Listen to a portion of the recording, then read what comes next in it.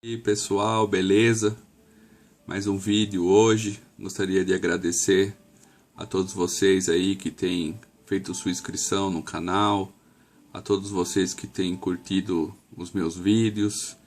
E hoje a gente vai falar um pouquinho sobre a hermenêutica, principalmente de uma forma básica, uma forma fácil de você compreender as cinco regras principais da hermenêutica e a regra maior de todas elas. A gente vai ver bem rapidinho, para você que quer entender um pouquinho mais sobre como estudar a palavra de Deus, sobre como interpretar da forma correta, ok? Então assim, um vídeo rápido, é um vídeo instrutivo para você que é principalmente novo convertido e quer entender mais sobre a palavra de Deus. Amém? A gente vai falar um pouquinho sobre hermenêutica. A hermenêutica nada mais é do que a interpretação da forma mais correta dos versículos bíblicos, ok? É óbvio que a hermenêutica pode ser utilizada em diversas outras áreas de estudos, como o próprio direito, para vocês terem ideia. Então, assim, nós, como a nossa vertente é teológica, nós vamos estudar as regras da hermenêutica para que elas sejam aplicadas na palavra de Deus, ok? Então, hermenêutica vem do hermeneu e significa explicar, traduzir, interpretar da melhor forma possível. Então, na hermenêutica, a gente tem, na parte da teologia, a gente tem uma regra principal que vai fugir a regra as 5 regras básicas, ok? Porque essa regra é a mais importante de todas. E ela diz que a escritura é explicada pela própria escritura. Ou seja, para você ter um entendimento maior de como isso funciona, nós vemos aí o versículo de Apocalipse, capítulo 5, versículo 6, e lá fala mais ou menos assim: E olhei, e eis que estava no meio do trono e dos 4 animais viventes, e entre os anciãos um cordeiro, como havendo sido morto, e tinha 7 chifres e 7 olhos, que são os 7 Espíritos de Deus enviados a toda a terra. E aí nós poderíamos interpretar de várias formas, de várias maneiras, fazer conjecturas, fazer análises com as nossas próprias conclusões, nosso próprio entendimento, mas usando a regra principal da hermenêutica, nós podemos ir para Isaías capítulo 11, versículo 2. E aí a gente vai ver e entender quem são realmente os 7 Espíritos de Deus. E lá diz assim: E repousará sobre ele o Espírito do Senhor, o Espírito de sabedoria, o Espírito de entendimento, o Espírito de conselho, o Espírito de fortaleza, o Espírito de conhecimento e o Espírito de temor do Senhor. Ok? Então assim, queridos, a gente tem nesse exemplo aí uma interpretação clara do que é a regra fundamental da hermenêutica, ok? Então vamos lá para a primeira regra, ok? Além da fundamental.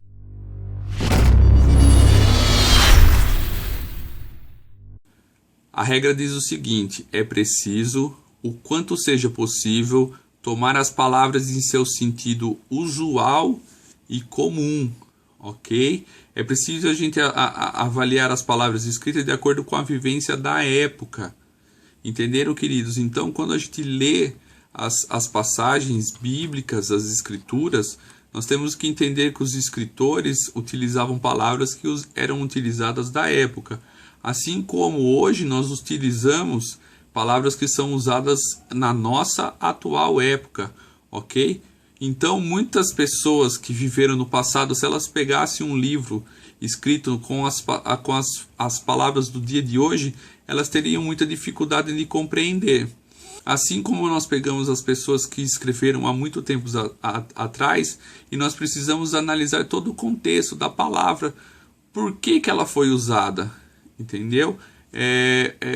Mais ou menos para a gente entender de uma forma fácil, os escritores da época bíblica, eles utilizavam-se também de jargões, ok, queridos? Que eles colocavam na sua forma de escrever, na sua forma de literatura, de acordo com o que era vivenciado na sua vida, no seu dia a dia, no seu cotidiano. Entenderam até aí? Ok? Então vamos lá. Bem básico para vocês entenderem, tá? Segunda regra.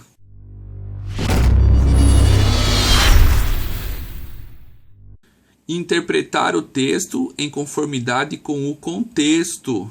Ok, queridos? Essa é a regra mais infringida, acho que nos altares praticados aí, infelizmente, por muitas pessoas, né? A gente vê as pessoas pegam versículos isolados e criam normas, criam conceitos, criam regras para se determinar dentro de uma igreja, para que as pessoas sigam, e é totalmente fora do contexto, ok? Nós temos aí várias doutrinas que são impostas contra as pessoas, para que elas pratiquem, que foram retiradas de versículos isolados, de situações que são contextos de época, ok? Um exemplo, assim, para não entrar em questões teológicas, querido, mas eu preciso dar esse exemplo para vocês, um exemplo sobre o véu na cabeça, ok? Quando Paulo determinou, se eu não me engano, lá em Coríntios, para que as mulheres usassem o véu na cabeça, é porque as prostitutas tinham cabelo raspado, elas tinham cabelo curto, e quando elas se convertiam a Cristo Jesus, elas frequentavam o meio cristão, e as pessoas infelizmente tinham contra elas um preconceito. Então, assim, Paulo, na sua sabedoria, falou assim: viu, mulheres, usem um véu sobre a sua cabeça, que assim as pessoas não vão ver que vocês tinham cabelo curto e eram prostitutas, ok? Então ele tornou a vida das prostitutas convertidas a Cristo Jesus mais fácil, infelizmente, por causa do preconceito que havia na época.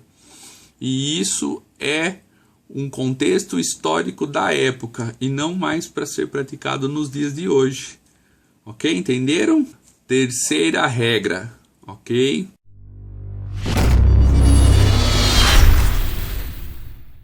A terceira regra diz o seguinte: considerar o objetivo ou plano geral do livro. Então, muitas passagens que nós vemos na palavra de Deus, elas foram direcionadas com objetivos específicos, com planos específicos.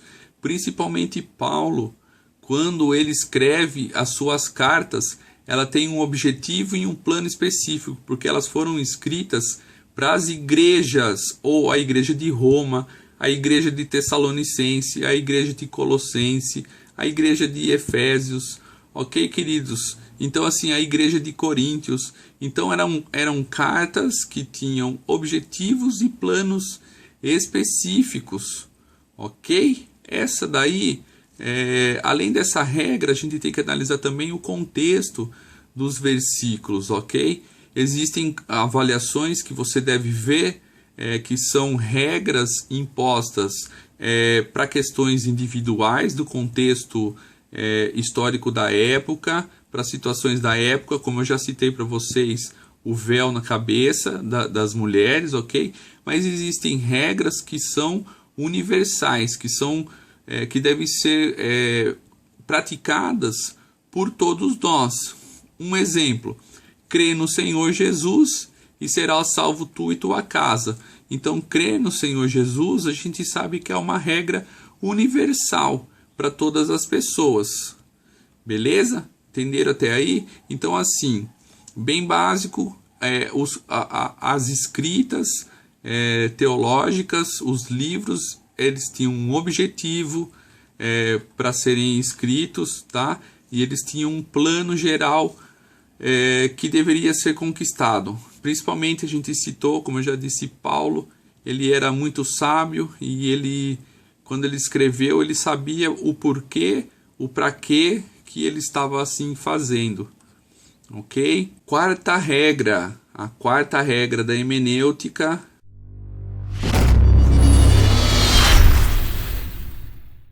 Eu vou dizer aqui para vocês que é necessário consultar as passagens paralelas. Ok?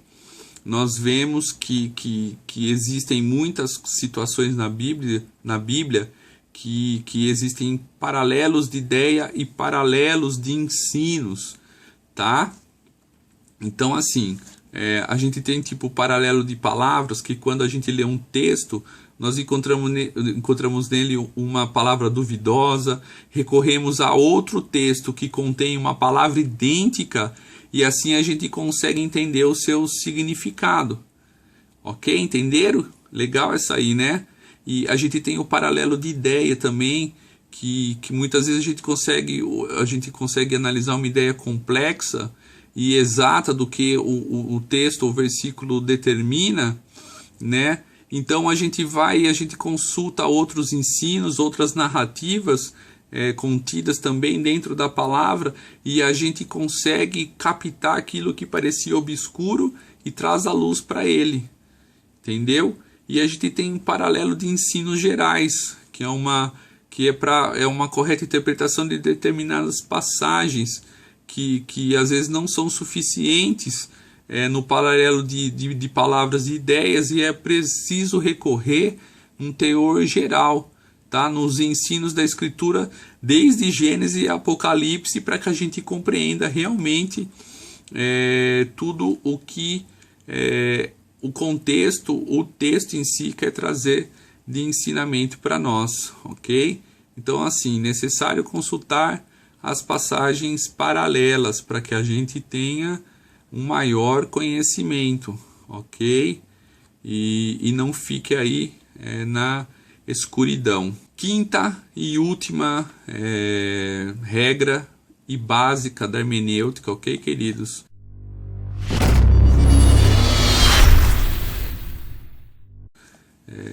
Para vocês terem uma compreensão e entendimento melhor da palavra de Deus. E a quinta regra é necessário tomar as palavras no sentido que indica o conjunto da frase. Nossa, Rodrigo, o que é isso? Quer dizer que na linguagem bíblica ou outra qualquer, existem palavras que variam muito o seu significado, queridos, segundo o sentido da frase, o argumento que elas ocorrem. Então é necessário que a gente averigue e determine sempre qual que é o pensamento especial que o escritor se propõe a expressar, e assim tomar este guia este pensamento para poder determinar o sentido correto da palavra, ok?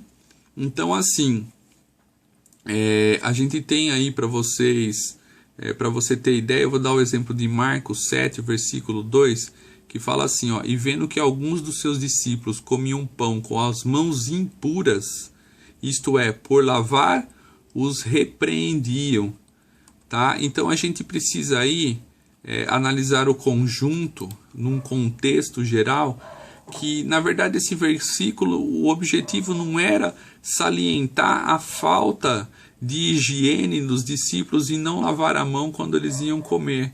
Isso aí era uma tradição, isso aí era uma lei que eles tinham que seguir, ok? Mas quando eles o fazem, eles trazem o sentido da quebra da tradição, porque Jesus veio, ele não veio para ser como todos os fariseus eram, ele veio, e a gente percebe que toda a sua caminhada, ele veio quebrando as tradições, ele veio afrontando a lei, quebrando a tradição do sábado, curando, entendeu? Então a gente precisa analisar as palavras num sentido correto do que ele queria realmente dizer dentro do contexto, ok? Então, assim, queridos, essas são as 5 regras básicas da hermenêutica. Espero que vocês possam desenvolver um estudo mais amplo, mais fácil e mais acertativo da palavra de Deus, com essas 5 regras, ok? E não esquecer a regra principal, que é que a Bíblia se auto-interpreta, ok? Então, assim, não busque, muitas vezes, principalmente você, novo convertido, não queira buscar explicações em livros seculares, ou às vezes em livros de apócrifos, ou livros de heresias, ok? Tenha paciência, seja firme, conheça primeiro o básico, forme um alicerce estruturado, e aí sim depois você se aventura em maiores conhecimentos, ok? Mas assim, sigam sempre essas regras, que vocês vão ser pessoas muito mais sábias, muito mais conhecedoras da palavra de Deus, e não vão deixar se iludir por regras impostas por vontades de homens, ok? Que Deus abençoe sua vida. Se você gostou, não esquece de deixar o seu like aí. E se você quer abençoar mais alguma pessoa aí, não esquece de compartilhar o nosso vídeo e o nosso canal, ok? Deus abençoe e até a próxima.